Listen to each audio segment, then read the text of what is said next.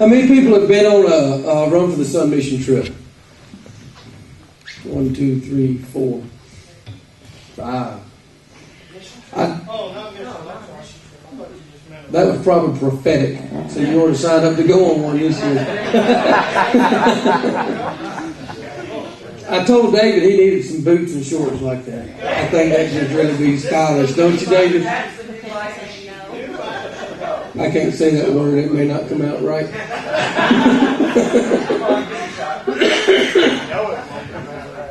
The Run for the Sun mission trips, if you ever get a chance to go on one, they're actually incredible opportunities for us to see what God's doing in other countries. And, you know, in some of those places, it's absolutely amazing to see what God's doing with nothing. I said that in my Arkansas accent, if you notice, nothing. We were in Nicaragua. I think I was there last year. And God's raising up missionaries out of Nicaragua and sending them all over Central America. It's like the launching base for Central America, what God's doing there. And the places that they're being raised up and trained are the places that Run for the Sun's empowering them to train these new leaders to go in and to be missionaries into other countries. And the reason I think it's so important for you men and women to go on the mission trip is to see what you're funding. To see what God's doing with the money that's raised for Run for the Sun. Because, you know, in the States you raise money and some of the people that's getting it, you know, they're living really well and things are going there, and sometimes you wonder where your money's really going and what's going on. But when you get into the heart of some of these mission organizations and you realize that from nothing, God's raising up people that's used to living without anything, so they can go and survive anywhere because they don't need what we need to live and to function. And they know what it's like to go days without food. They know what it's like to scrounge to try to find something to eat. And you raise people up that's used to that lifestyle. And you train them in the gospel. And God gives them the heart for missions.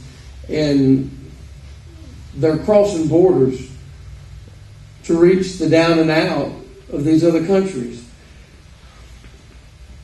And Jesus reached down into the down and out societies where he was at.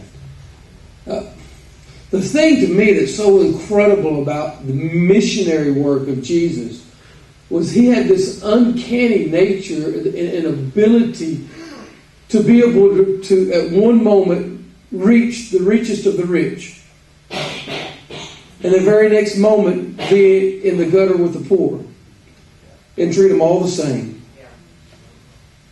And there's no difference in the way he treated them. And what God does is take the excess that will allow him and radically change lives. I was in some other country, some other place. South America, Ecuador. I was in Ecuador. And we provided a moped to a lady that was reaching the kids that just didn't have anything. And God used the CMA team there to pray over that lady and allowed us to see a prophetic word from God go out to her that reached down and touched her spirit, that gave her an answer for things that she'd been asking God for, and gave her direction, and we got to see God just used the CMA people on the trip, which were really just, the way I look at it, we're really just outsiders looking into God's work. And then God allowed us to be brought into the work that he's doing in Peru there, and we prayed over that lady and got to see an incredible work that was going on within her life and within those kids' life. And we got to go play as much as we could play, a bunch of out of breath, overweight Americans running around with 10-year-old kids and hockey sticks. So we played as much as we could. Somebody got a picture of me. I was wore out, laying on a bench, and I was so tired I didn't realize that my shirt had drifted up to here. My big gut rolled out on that bench. But believe it, to see a mayor with a camera, it's on Facebook somewhere. But God allowed us to intermingle with those kids and to be a part of what was going on there. And not only that, we went back into the jungles to some of the original headhunter tribes in the jungle there. That was just a generation old out of that. Has anybody watched the movie Into the Spear?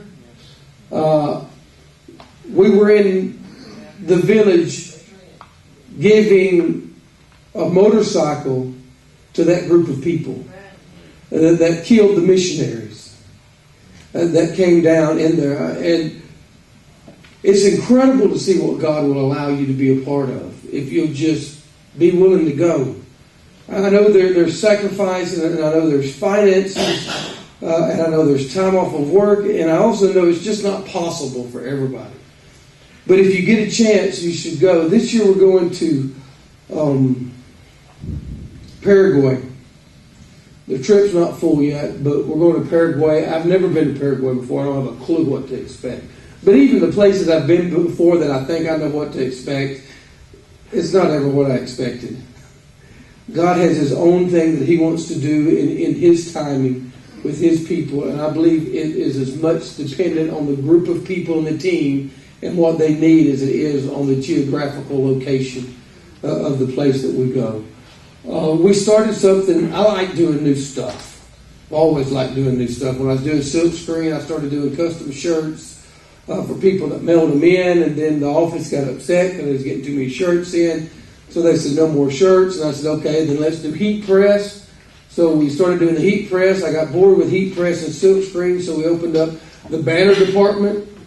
So we started doing banners, and it wasn't long after that started getting saturated. And I thought, well, let's do the little decals. So we started doing the stickers and decals and stuff. And then they got me out of there, so I quit buying stuff.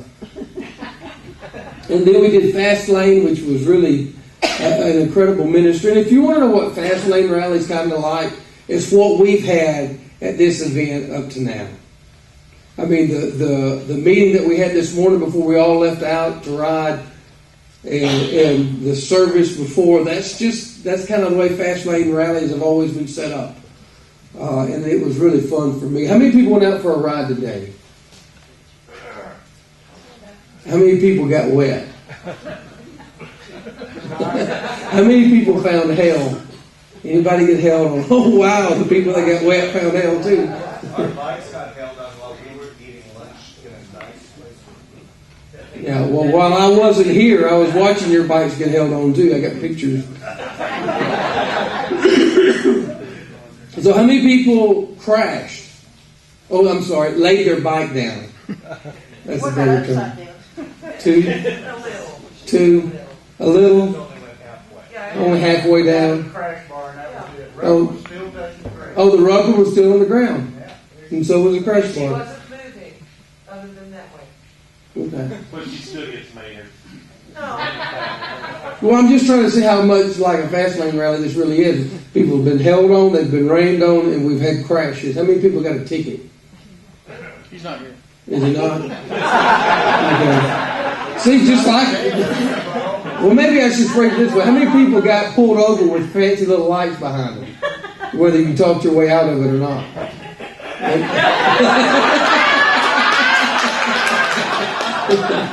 So we got one ticket and one that was pulled over and snookered his way out of it. That's because he's driving one of them slingshot things. Yeah. No, I thought those were illegal in Texas. They are.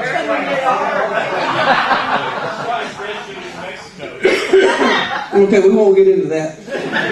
So, I mean, so far this has got every element of a fast lane rally. I mean, there's tickets, there are illegal vehicles, there's been crashes, there's been rain, there's been hell, and we've had a service, and we've had praise and worship music, so fast lane rally it is. So I guess the official CMA state rally starts tomorrow. Oh, mercy. How many people have registered? Okay, how many people haven't registered? I know I haven't registered. I hadn't made it over there yet. Same excuse, different place. See you in the morning.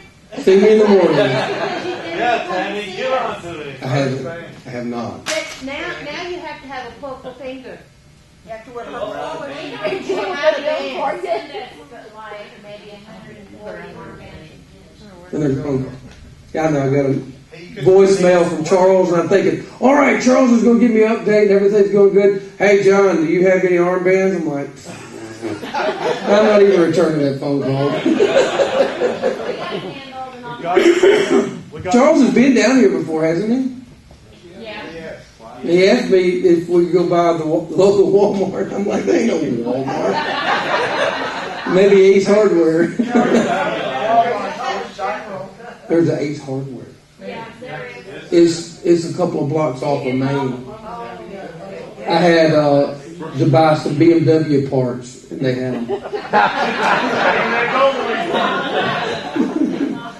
So good. How many people's had fun? Anybody's had fun? All right. Well, this is a successful rally so far. So I need to register. If I don't get an armband, just so I can sign in and be legal and be a good example. Anything else that I have not covered, David? Yeah, if you don't register, we just dump you. You get to dunk me if I don't register. I just got dunked trying to get over here. Registration is at 9 to noon. 9 A.M. 9 a.m. All right. 9 a.m.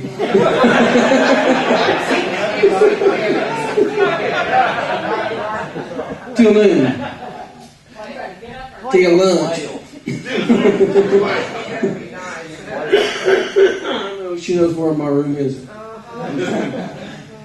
All right. From 9 till noon? But doesn't the service start at 9 in the morning?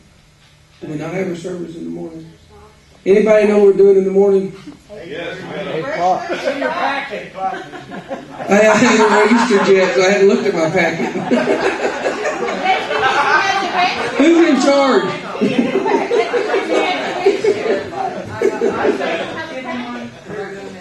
There's you an armband. Purple. Yep, see? Yeah. What is tomorrow? Okay, Saturday. Shut up. No, it's not nice at all. Laugh at me like that. Morning briefing at 8 o'clock. Scenic Loop 8:30. Registration 9. Goodie store 9:30. The Euphys is at 9. Y'all can read this when you register, and you'll be smarter than me. It's not hard to do. Smarter than me. All right, let me pray all that in. Is the ice cream store going to be open?